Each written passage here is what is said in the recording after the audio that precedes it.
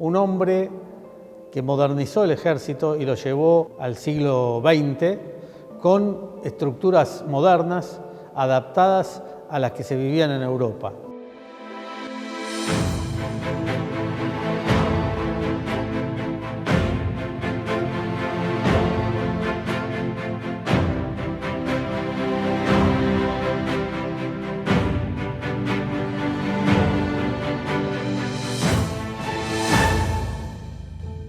Pablo Riccieri nace el 8 de agosto de 1959 en San Lorenzo, provincia de Santa Fe. Y San Lorenzo automáticamente lo asociamos con San Martín, con el combate, con Cabral, con Bermúdez, con Baigorria. Pensemos ese chico corriendo en el campo de la gloria, caminando o pescando en las barrancas donde se produjo el combate, caminando junto con los padres del convento que le explicaban: este es el lugar donde se atendió a los heridos, esto es donde Bermúdez se aflojó el torniquete de la herida. Desde este punto San Martín vio con su catalejo a los buques realistas, desde este lugar comenzó la carga de los granaderos a caballo. En ese ambiente se crió Pablo Riccieri. Riccieri es un hombre hijo de inmigrantes italianos, desde lo que eran las clases bajas. El padre Lázaro había venido junto con un contingente de italianos, entre los cuales estaba un hermano de él, y habían participado de lo que fueron las guerras civiles argentinas. Así que los relatos sobre lo que era la vida militar, las aventuras militares, ya los recibió de parte del padre. Más la crianza en San Lorenzo de por qué Pablo se inclinó claramente a favor de la vocación castrense tempranamente. Él ya decía desde chico que quería ser soldado. Y en 1874 se da el primer acercamiento a lo que es el mundo militar. Ese año estaba terminando la presidencia de Domingo Faustino Sarmiento y se hacen elecciones. En esas elecciones la disputa es entre Bartolomé Mitre y Nicolás Avellaneda. Y las elecciones las gana Nicolás Avellaneda. Mitre denuncia que hubo fraude y realiza una sublevación cívico-militar todavía no contra Avellaneda, porque en realidad el que estaba todavía al frente de la presidencia era Sarmiento. Bueno, en San Lorenzo se forma un contingente militar que está a cargo del coronel Córdoba, y Pablo se integra a ese contingente militar. Empieza la instrucción. Durante una instrucción a caballo él tiene un accidente, se lastima y no puede participar en la campaña contra la fuerza de Mitre.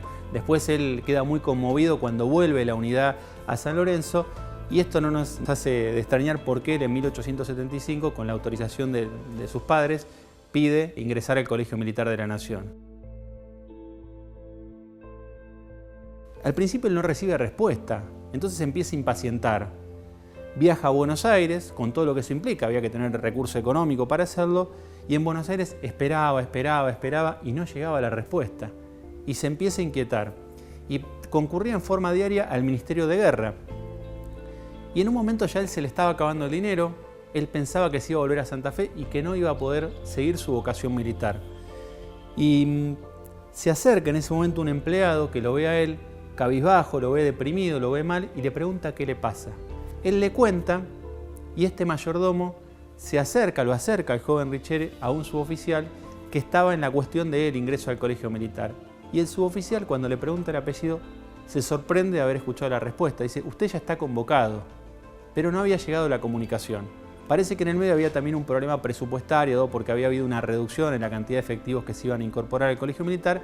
Lo cierto es que gracias a la intervención de este hombre, de este mayordomo, él ingresa al colegio militar.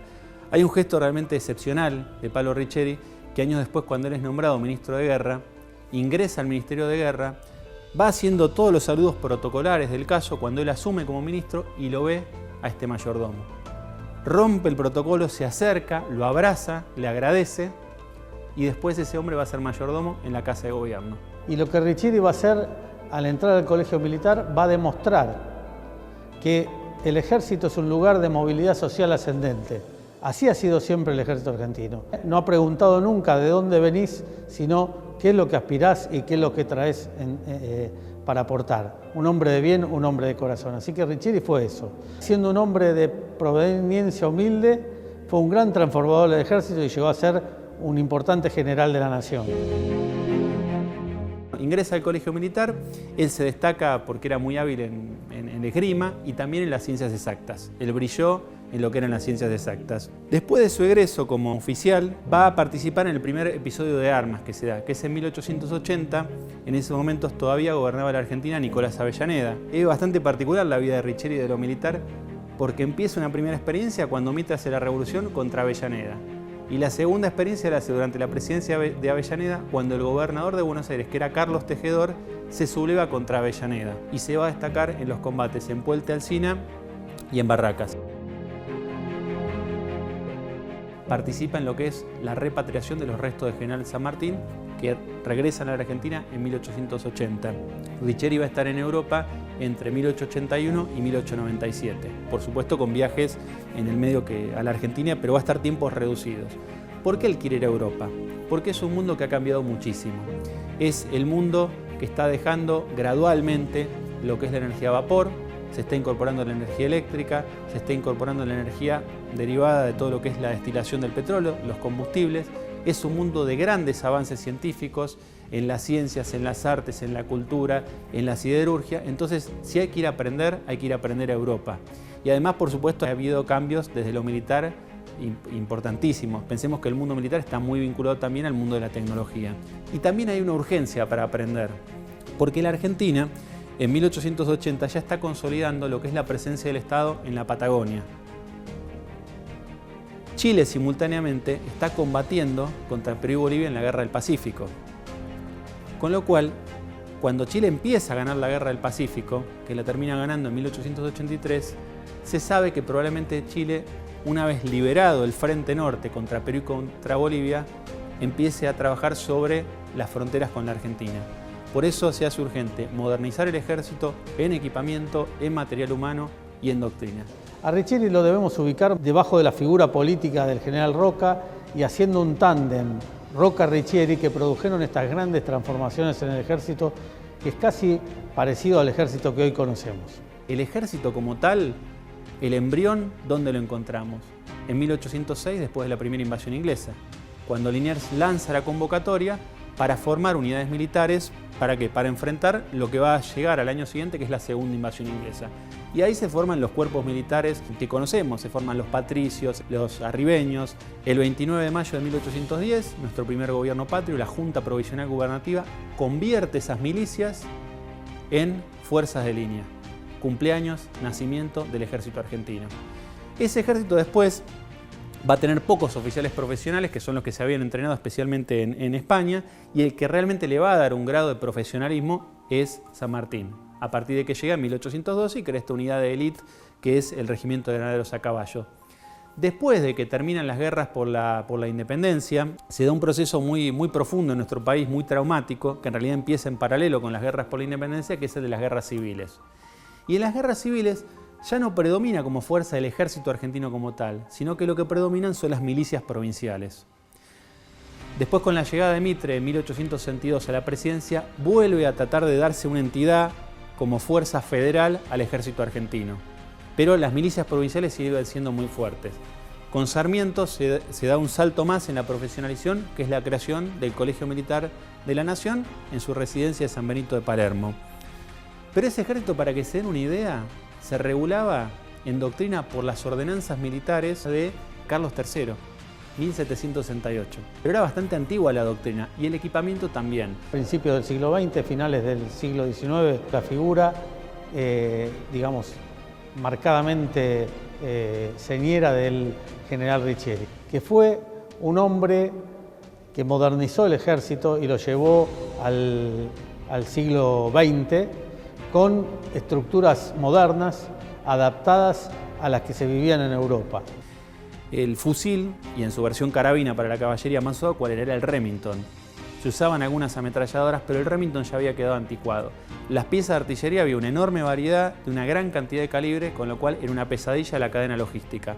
Y Riccieri le encargan. Acá hay un contexto muy complicado, que se puede ir a la guerra con Chile en cualquier momento, hay que renovar el armamento. Y ahí le llega un requerimiento, que es uno de los aspectos por los cuales más se lo conoce a Palo Riccieri, que es lo que decíamos de la modernización del material del ejército argentino. Y él ahí prueba distintos modelos de fusiles, norteamericanos, franceses, alemanes. La puja estaba sobre todo entre las armas francesas y las alemanas. Y él lo convence el Mauser, que es un arma prácticamente mítica, ¿no? Al igual que el Remington. No va solo, lleva un suboficial que era un tirador experto, otro que era armero y un grupo de químicos. Entonces las armas las probaban constantemente. ¿Qué era lo que querían ver? La fiabilidad, la duración, la calidad y la precisión. Imaginémonos que la industria alemana siempre se caracterizó por lo precisa que es. Bueno, literalmente Richieri los volvió locos a los técnicos alemanes durante un año. ¿Por qué? Porque el fusil Mauser no tenía las características que él quería. Cada X cantidad de disparos se trababa el cerrojo, fallaba el arma, perdía precisión, hasta que logran encontrar las aleaciones para el cerrojo y para el tubo del cañón que le da al arma fiabilidad, cadencia de tiro y que no se encasquilla. Pensemos lo que es para un soldado que se le trabe el arma en combate, es la muerte. Bueno, eso él durante un año pelea para mejorar ese modelo y así nace un arma legendaria para nosotros en Argentina que es el Mauser modelo 91, el modelo argentino. Pensemos que ese arma la adopta el ejército alemán, no adoptan el Mauser original, adoptan el arma generada por Richieri. Ese Mauser mejorado lo adopta el ejército más potente, el que está a la vanguardia del mundo, que es el alemán. La idea era comprar originalmente 120.000 fusiles en distintas versiones. Se terminan comprando 30.000 por una reducción de presupuesto.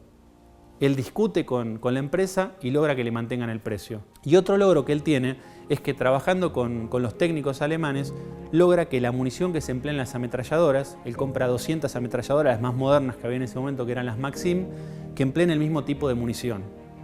Eso facilita muchísimo lo que es la cadena logística. El mismo cartucho que te sirve para la ametralladora, te sirve para el fusil, para el Mauser. Otro logro de él es la incorporación de piezas de artillería.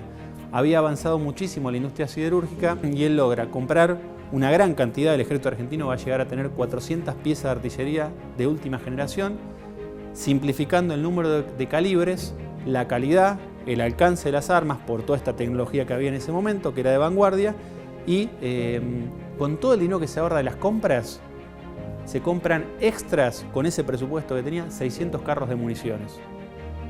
Un hombre que cuidaba muchísimo los recursos públicos. Después hace otras compras como son 10.000 sables de caballería y se compra una cantidad importante también de material ferroviario, porque tenemos que tener en cuenta que el ejército para moverse necesita también del ferrocarril. Acá hay una revolución en la mentalidad. ¿El ejército se mueve a caballo? Sí, pero ya los desplazamientos tratan de hacerse por ferrocarriles, por eso el ferrocarril es un recurso estratégico. Toda esa infraestructura que había que tener, Richieri la va pensando. Por eso trae una gran cantidad de material de ferrocarril también para este uso dual, tanto para el mundo civil como para el mundo militar. Francia venía experimentando hace muchísimo tiempo con distintos tipos de pólvora. ¿Qué era lo que querían lograr los técnicos franceses, uno de los mejores ejércitos del mundo? Que cuando el soldado disparara, la pólvora no hiciera humo. ¿Qué logra Richieri junto con sus técnicos? Producir una pólvora que no tiene humo. Chile en 1883 ha vencido a Bolivia y a Perú en la Guerra del Pacífico. Y ahora las miras están en las disputas territoriales con la Argentina. Ojalá el mundo fuera un lugar ideal en el cual los estados se entendieran conversando y por la vía diplomática. Pero la realidad no es así. Entonces, cuando uno se va a sentar a una mesa de negociaciones, el aparato militar es un respaldo. Y si las negociaciones no funcionan, hay que utilizar el aparato militar. Una cosa es un presidente sentándose a negociar con Chile, con el gobierno chileno que defendía sus intereses y el argentino los suyos, con un aparato militar antiguo, y otra cosa era sentarse a dialogar con un aparato militar de última generación. El país armado, armándose hasta los dientes para ir a la guerra con Chile. La Marina reequipada. ¿A quién elige como ministro de guerra Roca? A Pablo Richieri. Un verdadero revolucionario y un ministro de Defensa adecuado para hacer las transformaciones que el principio del siglo XX requería. Y ahí empieza otra etapa muy importante para lo que es la vida militar de la Argentina, que es la reorganización del ejército, ya no con lo material, porque él había conseguido ese material de guerra necesario, sino en lo que es la doctrina y lo que es el material humano. Y propone, y se lo aceptan, dividir el despliegue territorial en 7 grandes regiones. Richieri va a ser el diseño territorial, la distribución territorial de esos regimientos. Cada una de esas regiones tiene su comando, tiene sus bases logísticas y de mantenimiento. Esto simplificaba las cadenas. Pensamos que antes las bases logísticas por ahí estaban muy lejos de los cuarteles. Entonces había que llevar el equipo que por ahí estaba averiado. Esto tardaba mucho los tiempos y un equipo estaba por ahí demasiado tiempo fuera de servicio. ¿Dónde los pongo? ¿En cualquier lado? No. Evidentemente él pensó estratégicamente donde en ese momento estaba la amenaza. tenemos la distribución territorial a lo largo de toda nuestra cordillera para atender lo que era la amenaza de ese momento. Entonces, organizó, pensó, le dio una lógica. Hay una profesionalización del ejército porque crea la escuela de cabos y sargentos. Teníamos el colegio militar creado con Domingo Faustino Sarmiento. Ahora Riccieri crea la escuela de cabos y sargentos. Crea escuela de artillería, de ingenieros, de mecánica, potencia todo lo que es el cuerpo de sanidad. Y otro aspecto muy, pero muy importante en lo que es nuestro desarrollo es la creación de las juntas de calificaciones. Nuestro ejército, como eran todos los ejércitos de la época, incluso algunos muy avanzados, como era el británico también, a veces los ascensos eran por el apellido, por un conocido que había. No había un sistema preciso de legajos, digamos, como tenemos ahora. Bueno, y él crea la junta de calificaciones para evaluar los ascensos, con lo cual se garantiza que ese ejército se profesionalice cada vez más. El material humano que tenía el ejército era insuficiente en ese momento. ¿Cómo se organizaba nuestro ejército? Con oficiales, suboficiales y soldados. ¿Pero de dónde venían los soldados? Los soldados eran voluntarios o mediante las levas. Las levas era cuando había una situación de conflicto, pasaban los reclutadores por distintos lugares, literalmente levantaban a la gente que estaba. Había que terminar con eso, porque además no te daba una cantidad estándar, oficial, de soldados. Bueno, y para eso, ¿qué es lo que viene? La ley 4031, la ley del servicio militar obligatorio, que es de 1901. La ley del servicio militar obligatorio va a ser hecha en función de una necesidad que él veía cubriendo el factor militar, el factor político y la necesidad social. La ley del servicio militar va a permitir que todos los ciudadanos que se incorporaban, y esa Argentina de inmigrantes nacientes, puedan ir formándose bajo valores y patrones iguales de la nacionalidad. Ahí el italiano, el español, el hijo del polaco, el hijo del alemán, que llegaban a engrandecer esta República Argentina, se iban a mezclar con el criollo e iban a aprender qué era San Martín, qué era la patria, qué era la bandera. ¿Para quién iba dirigida la conscripción? Para los ciudadanos que en el momento de cumplir su servicio militar obligatorio tuvieran 20 años. ¿Cuánto duraba ese servicio militar obligatorio? Originalmente 5 meses. Después, cuando se pone en práctica, se dan cuenta que ese tiempo no alcanza y lo llevan en el ejército a 12 meses. A través del servicio militar obligatorio, además, se iba a establecer los parámetros de la salud pública. Todos los ciudadanos en edad de ser convocados al servicio militar iban a ser reconocidos médicamente, y de esa manera la República Argentina pudo tener un sistema de salud y saber cómo estaban sus ciudadanos y la gente de esa generación. En los cuarteles funcionaban escuelas. Muchos ciudadanos argentinos se alfabetizan a partir del servicio militar obligatorio. Eso hace que en el cuartel, en la misma barraca, convivan el que viene de una casa con piso de tierra del que viene de clase media y clase alta. ¿Qué es lo que los une? La camaradería, los valores, el servicio, el amor a la patria. Eso era el servicio militar obligatorio. Sirvió como un medio de equiparación cultural, de nacionalización. Todos éramos iguales ante esa bandera celeste y blanca que nos cobijaban. Cuando terminaban su servicio militar, pasaban a formar parte automáticamente de la reserva, con lo cual se dispone de una reserva estratégica que puede ser movilizada rápidamente.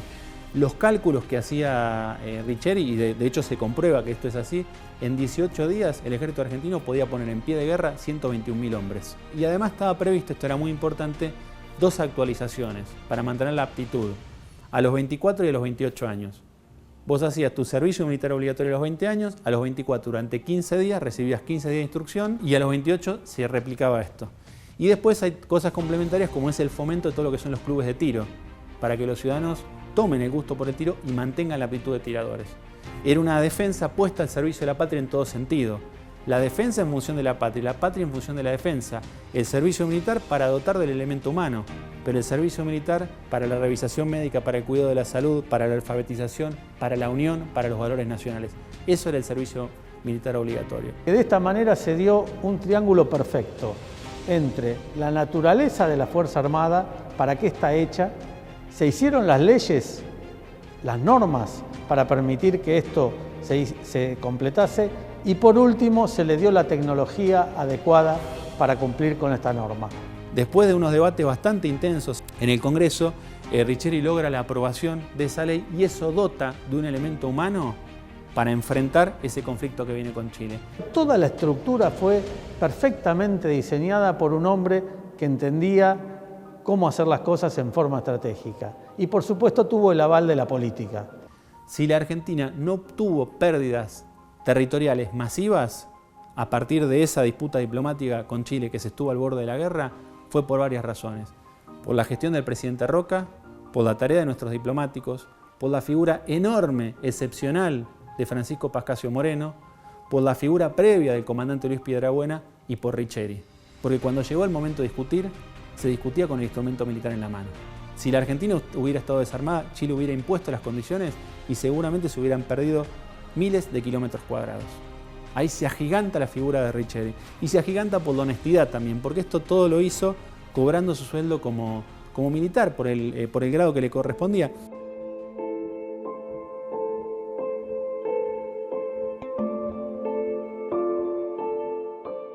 Él fue agregado militar en Alemania. Hay una anécdota muy interesante que lo pinta de punta en blanco como persona, que es en la compra de los fusiles Mauser. Era común que las empresas ofrecieran comisiones a los que se encargaban de la compra de armas. Era una forma también de hacer lobby a favor de la compra. Imaginemos el volumen de dinero que manejaba esto. Un día llega a su casa un empresario y un representante de la empresa con un sobre de dinero y le ofrece, esta es su comisión. Y el coronel Riccheri abrió el sobre sorprendido y encontró una cantidad de dinero. Y con esa cantidad de dinero, él dijo, le agradezco la deferencia a la empresa que me ha otorgado esta comisión, pero dígame usted, señor, ¿cuántos fusiles más corresponden a este dinero? La nobleza de este hombre que supo y quiso engrandecer a su ejército con más fusiles. Viajaba al centro, al Ministerio de Guerra, en el tren. La humildad de ese hombre, que no quería recibir sueldos extras, que no había aceptado comisiones. ¡Qué ejemplo! ¡Qué imagen de transparencia en la cual nosotros tenemos que reflejarnos y aprender de él! No se tocaba el dinero que era del pueblo. El regimiento de granaderos a caballo había sido disuelto en 1826. La relación con su San Lorenzo natal se refunda en 1903, durante su gestión como ministro de Guerra. El 11 de octubre de 1904 se pone la piedra fundamental en el Palomar para la nueva sede del Colegio Militar de la Nación, durante su gestión. ¿Qué otras tareas va a desempeñar él cuando termina su gestión como ministro de Guerra?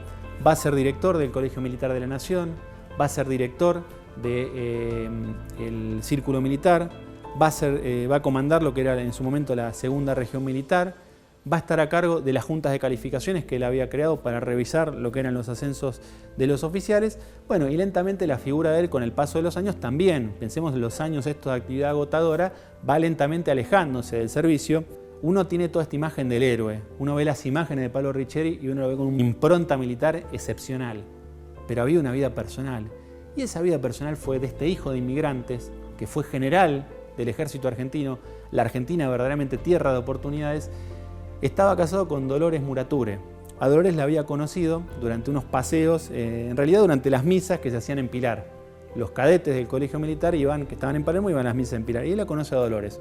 Después, bueno, se empiezan a frecuentar durante un viaje a Europa y ya el de grande, con 40 años, se casa con Dolores. Tuvo dos hijitas. Una murió a las pocas horas de nacer por un problema cardíaco. Y la otra, que era María Victoria, la apodaban cariñosamente Totona. Totona muere a los 11 años. Tiene una apendicitis que deriva en una peritonitis y después de varios días de convalecencia muere. Pablo Riccheri decía, era la luz de mis ojos. Realmente emociona leer las cartas, el amor de ese hombre imponente, con ese mostacho, con esa impronta militar dura, recia, ver las fotos de él con su hijita de la mano por el jardín.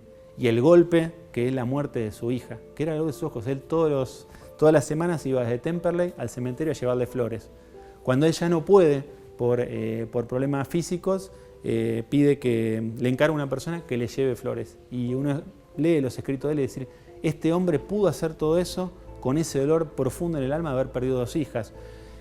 Y con otra situación familiar muy complicada, cuando muere su primera hija, ya la esposa de él queda mal psicológicamente, Dolores. Y cuando muere Totona, queda mal completamente, con unos problemas psiquiátricos que hace que ella prácticamente viviera recluida en la planta alta de la casa de Temperley. O sea, ese hombre llevó la muerte de 2 hijas y la locura, los problemas psicológicos de una esposa que cuidó hasta el final de los días. Y él fallece el 30 de junio de 1936.